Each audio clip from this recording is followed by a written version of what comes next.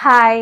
మన పేగులు బాగుంటే మన నోరు బావుంటుంది. అదేంటి అనుకుంటున్నారా? పేగులకి, నోటికి సంబంధం ఏంటి అనుకుంటున్నారా?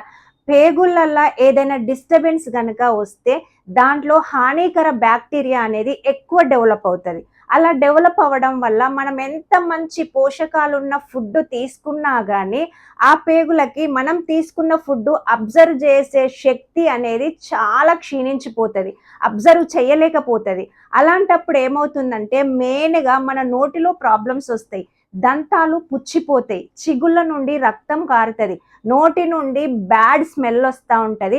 మనం ఎలాంటి ప్లాక్స్‌లు వాడినా, మెడిసిన్ వాడినా గానీ ఆ స్మెల్ అనేది తగ్గదు. చిగుళ్ళ నుండి రక్తం అనేది అస్సలు తగ్గదు. సి విటమిన్ తక్కువైతే గూడా కారుతది గదా అనుకోవచ్చు.